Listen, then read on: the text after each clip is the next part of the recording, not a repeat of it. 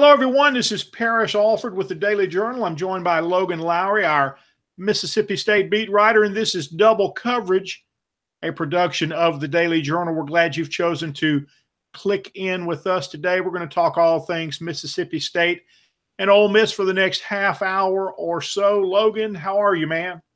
I'm doing good. Starting to get that time of the year, Parrish, where we got baseball starting to get cranked up. They're having practices starting this week. I know Mississippi State starts on Friday, and when that starts happening, spring football is right around the corner as well. And when all those sports start overlapping, that's gets to be our busiest time of the year. Most people think football season itself in the fall is our busiest time, and it is very busy during that time, but it's a lot more structured. And in the spring, it's kind of just chaos where, you're flipping from sport to sport, and it's a bit of an adventure. Yeah, you're flipping from sport to sport. It is a little bit of chaos, but it's usually a little bit warmer chaos, and that's good. When you get out and about a little bit, and of course, you look around, Logan, from campus to campus. Some of these teams change and they have more success. All of a sudden, you start. For instance, I'm going to be paying more attention to Ole Miss softball this year than I did last year, based on how they finished the season, the story that they became at the end of their 2017 season. I think that's a good thing. That was an exciting story, for Ole Miss. And look, people don't care as much as they do for the women's sports at the beginning. You're experiencing this right now with women's basketball, but when you win at that level, and you win at that level consistently, as Ole Miss did last year, winning the SEC softball tournament, coming within coming very close to the College World Series, going out to that super regional at UCLA and playing well. When you win at that level, people take note, and you're seeing it with Mississippi State women's basketball right now. And so I expect to pay more attention to Ole Miss softball this season than I have in the past. We're going to talk about basketball and some other sports as well, folks. Stay with us. Before we get there, I want to remind you about the Memo, our news podcast. Be sure to check that out. All things Northeast Mississippi comes to you every Wednesday and Friday. And look for Prep Rally for your high school sports needs. That comes to you every Wednesday. Logan and I are here with you on a Thursday, a Friday, give or take, depending on what's going on with double coverage. Logan, let's start off. We'll get to basketball.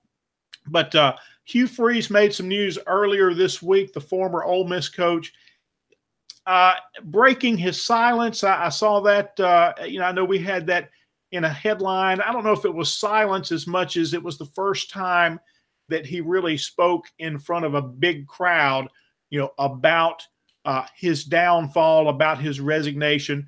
He resigned last July 20th.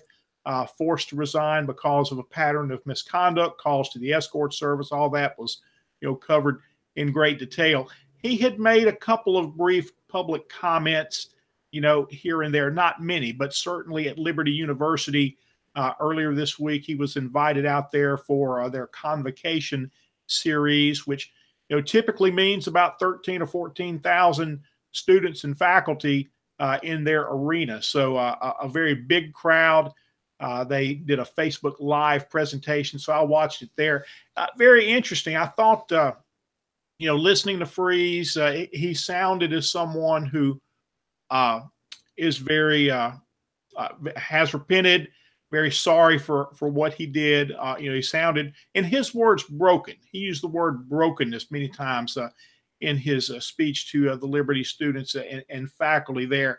But some of the other things I noticed there, one, his resignation may have damaged his message, but it hasn't damaged his ability to communicate. He was still very comfortable with the microphone on stage before a large gathering, and he had 4 major points. He had an acronym. He talked about the importance of, faith, the importance of integrity, the importance of love, themes you've heard him hit before as Ole Miss coach. So very interesting to see Hugh Freeze back in that kind of setting. Logan, he asked for forgiveness to those in attendance. he talked about being a broken man, and he talked about the eagerness to move on now with his family and with his professional life. Yeah, I didn't watch any of it. I haven't read anything about it. I did see a couple of pictures kind of flash across there. His wife was with him, correct? His wife was with him, as well as his pastor from the Pine Lake Church at Chip.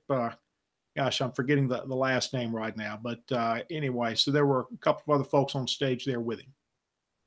Yeah, and like I said, what goes on, between a man and his faith, and a man and his wife. Yeah, I guess Hugh Freeze is obviously a public figure, but all that stuff is very personable, personal. So I don't know, like I said, I'm not going to judge the man one way or the other. That's not my place. So what happens between him and the Lord and him and his wife is his own business. I would think.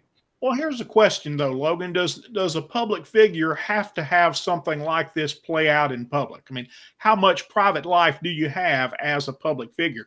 Now, Freeze says that that a year ago, he resigned in July of 2017. He said back in 2016 that he had confessed this to his wife, to his pastor, that they had dealt with that. Should that not be allowed to stay in, a private setting for a public figure? And the only reason that this became public, remember, is as an offshoot of the NCAA investigation. If there's no investigation, there's no request for phone records. His call to an escort service does not become public. But for some reason, as society, it just seems like like we're intent on things like this playing out in a public way for public figures, when I think there's got to be some amount of privacy. We don't need to know the details of everything, especially something that a man in his private life says he has dealt with. Yeah, and too, it may be his way of trying to, smooth things over and trying to move on and better himself for the next job. This may be sort of his penitence tour or whatever. Just trying to, I guess, move on and put himself back out there and take his lumps and then move on. And like I said, he's kind of, we've already talked about last week him interviewing at Alabama. I don't know what has come of that, but obviously he's interested in getting back into coaching.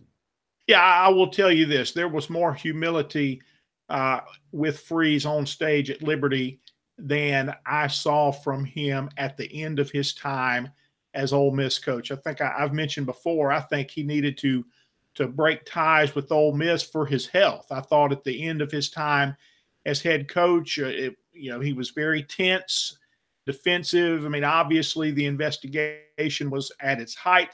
There was some unfavorable national coverage. He was really tense about that. But by and large, local beat writers, local media were not. I didn't see an agenda. I didn't have an agenda. I didn't have an agenda to tear down Hugh Freeze. I didn't see that in Mississippi, and he was not able to separate that. He was very tense at the end of his time as head coach. So anyway. We'll see. I think he obviously does want to get back into coaching. We mentioned Alabama. Nothing's become official on that yet, as far as I can tell. I think he is still in the mix for what would probably be an analyst position, but we're hearing his name now also for some offensive position with the Tennessee Titans. That would be an interesting move for Hugh Freeze, something different. Lots of guys will go off and be an NFL assistant for a while and come back. Ed Ogeron did that with the Saints. So be very interesting to see what is next for Hugh Freeze. I know that he is eager to put this behind him. I hope that he can. I thought that he did well yesterday in his visit with students and faculty at Liberty University. Logan, on a side note, that's a huge school, man. That's, just you don't hear much about a private Christian college because they're not huge on the athletics scene right now, but the enrollment and the facilities, that's a big school there in Lynchburg, Virginia. Shifting gears a little bit, basketball, Logan. Let's start with Mississippi State. I heard Ben Hallen say last week, I believe it was Ben Hallen, that he thought as many as 8 SEC teams could make the NCAA tournament or should make the NCAA tournament.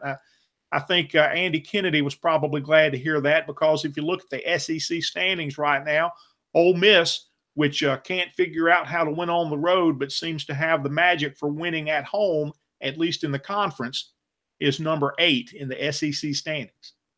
Yeah, and Mississippi State's having a little bit of that same problem. They haven't won on the road all year, and they've kind of been able to take care of business at home. The home loss to Auburn is really hurt. What's hurting Mississippi State? It played so well in that first half against Auburn, and then did right the opposite in the second half. And that's kind of been the story for Mississippi State for much of the SEC season so far. You go back to when they went on the road at Ole Miss. You and I were both at that game.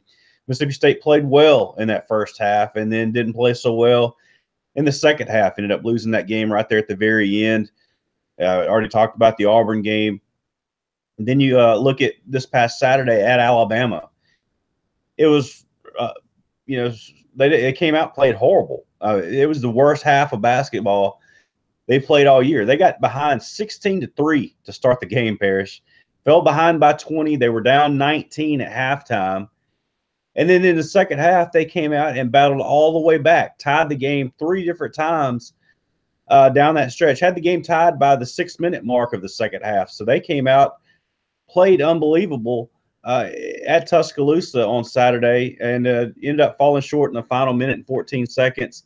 Alabama hit some free throws, had a putback right there at the very end.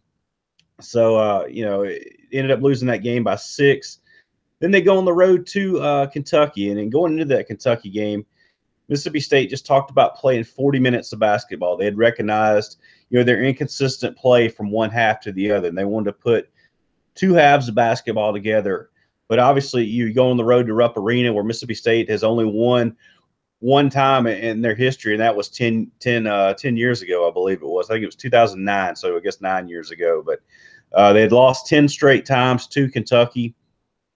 Going up there, in the Big Blue Nation and stuff, there wasn't a whole lot of maroon in those stands. And, Mississippi State played with Kentucky for about 36 minutes of those 40 minutes. They put more of a complete effort together, but it was kind of the same problem they've been having too, that taking way too many 3-point shots. It's okay to take 3-point shots if they're falling, but they're not falling for Mississippi State right now. They haven't for much of the conference season, much of the season altogether. They haven't fallen, but when the shots aren't falling, it doesn't deter them from taking the 3-point shots. And most of these shots are good 3-point shots. They're good looks, and they're good shots. So they're just kind of going in and out. But at some point, it has to click and resonate with you that, hey, this shot's not falling. Maybe I should get closer to the basket to try to shoot this thing or work the ball inside, because this 3-point shot's not working. But for some reason, that doesn't click with this team. They just continue to jack them up, and they continue to miss, and they continue to fall further and further behind. And that was the case in Lexington the other night. What was a close ball game throughout much of it turned into a 10, 11-point blowout at the very end. So Kentucky kind of ran away with it at the end of that ball game. So, Mississippi State still searching for answers. They got Missouri coming in here to the hump on Saturday. So, that's a winnable game for Mississippi State. They've got to take care of business here at home, and they've been really good at home for much of this season. But they got to figure out a way to at least take a game or 2 on the road. But so far, it just hasn't happened for them. It will be interesting to see if they can play closer to 40 minutes at home against Missouri. That type of effort that they showed at Kentucky might get them over the hump against Missouri. Ole Miss women are on the road tonight, Logan, at Tennessee. They've really struggled without Chandrika Sessom. They lost a lot of athleticism when she went down before SEC play with the ACL tear. They have struggled against ranked teams, and they've got Tennessee in Knoxville tonight. What's the Lady Bulldogs? What's the report on them right now? Well, they got Florida coming into the hump tonight, and obviously, they picked up a big win this past Sunday at Tennessee. It was probably their best game. I mean, they got up for that game. It was only the second time they've won in Knoxville, but they've won in Knoxville in consecutive years, and I think that makes 3 out of the last 4, 4 out of the last 5 against Tennessee after never beaten Tennessee ever. Then they've won, most of the last. They fell in the final game of the regular season last year here at home, kind of laid an egg in that ball game. And Mississippi State had everything on the line. They could have won a share of the SEC championship, their first ever, last year if they could have beaten Tennessee here at home and just played like crap and got destroyed in that game. But this past Sunday they played excellent. They worked the ball inside to McCowan. Victoria Vivians is playing out of her mind right now. Mississippi State's 20-0 right now, ranked number 2 in the country, only behind UConn. Now, I was kind of interested to see when those polls came out this week if Mississippi State would receive it, kind of sway some of those voters, if any of them would have voted Mississippi State number 1, but that didn't happen. UConn's still the unanimous number 1. Mississippi State's right there behind them at number 2. Mississippi State has a chance to kind of make some hay right now. They've got Florida coming in. Florida's 10-10 right now. Then they go to Oxford on Sunday. That'll be a big ball game there at the Pavilion that you'll be covering, I'm assuming. And it should just Mississippi State, like I said, right now. Vic Schaefer talked yesterday in his press conference that 20-0 is not normal. You just don't see it here in the last 2 years. Mississippi State has gotten to 20-0, and if they win tonight against Florida, that'll be the best start in school history for Mississippi State. And I've said that over the last 3 years. Could they continue to set the benchmark each year, getting better and better? And right now they'd be, like I said, be their best start in school history and their best start ever in conference play as well. Well, I will be covering the State and Ole Miss women at the Pavilion Sunday afternoon, which, Logan, I think will be almost like a neutral site game for Mississippi State. It'll kind of be like them playing in Jackson, where they'll have more fans than the other team. That's what I think is about to happen. With I'm assuming that State fans will travel well for that game, and we'll go see the Bulldogs play there. The Ole Miss men, Logan, are a part of the Big 12 SEC Challenge this week. They play at Texas Saturday at 1. It's another opportunity for a road win. We talk about this team right now, Logan, and its inability to break through on the road. To really be in any kind of postseason conversation, whether that's NCAA tournament or NIT, you're going to have to win a couple of games on the road. Now, the Rebels were closer last week when they lost at Texas A&M, had the game-winning shot from Breein Tyree, a three-pointer, go in the cylinder and circle around and then come out. You can't get much closer to breaking through than that. And they played well at Arkansas, lost 97-93, I believe it was. So they're close. They're there. And the Texas game, this is not an insurmountable opponent. Texas is 13-7. They're 9-2 at home. They've lost a couple of games here. They got a 42 RPI. Be a really nice win if the Rebels could get it. We'll see. One thing to watch here is Terrence Davis. He had just a terrible start to SEC play. Well, he was 5 for 10 as the Rebels beat Alabama earlier this week, Tuesday night at the Pavilion. He shot 50% last week in those losses on the road. So maybe Terrence Davis is coming around. They desperately need him too. He is still their most athletic, most explosive player. And while we've talked about Bruce Stevens here, the junior college transfer at center, the big guy in the middle, he's come on and has become a steady go-to player. It's always been about the guards for this team because there are quite a few options. But you need those options. You need more than just one of them to play well in a game. You need 2 or 3 to play well. And frankly, you had 4 of them playing well against Alabama earlier this week. The Rebels getting production from DeAndre Burnett, whose scoring went up. Stevens was not the big scorer in this game that he had been recently. And because of that, we saw Burnett's points go up and his assists go down because he was looking for his shot more and he was hitting it. Looked like Alabama was taking control in the first half on a 15-0 run, but then just quickly before the half ended, Ole Miss answered with a 14-0 run. Burnett had 8 points in like a minute and 10 seconds, and the Rebels went on to lead by 10 at the half. And survived an early Alabama run in the second half and then just kind of kept the game at arm's length. So a quality win against Alabama there. The Tide was a 26 RPI going into that game. So as long as the Rebels keep winning those home games, they're in the conversation, they're in position. But to get themselves into greater position, they're going to have to start winning some games on the road. So Texas, while it's not an SEC game, it's a huge resume game if they can get it on the road there in Austin. We'll see how they do there in the Big East SEC Challenge. Shifting gears a little bit, Logan, baseball. The Rebels are getting some very high preseason notoriety in these polls. I think they're number 9 in D1 baseball, 11 in perfect game. Baseball America came out earlier this week. They're at number 16. And I'm not sure what to make of that right now. I don't know where all of that love is coming from for a team that did not make the NCAA tournament a year ago. Yes, they did have the number 1 recruiting class last year. A lot of those kids that were recruited to hit really did not. So maybe they make that year 1 to year 2 improvement on offense that so many coaches talk about, that being the big year for improvement. Maybe you see that. You'll have some new pieces added to the mix as well. They're going to be good on the mound. Mike Bianco's teams usually find a way to pitch it well.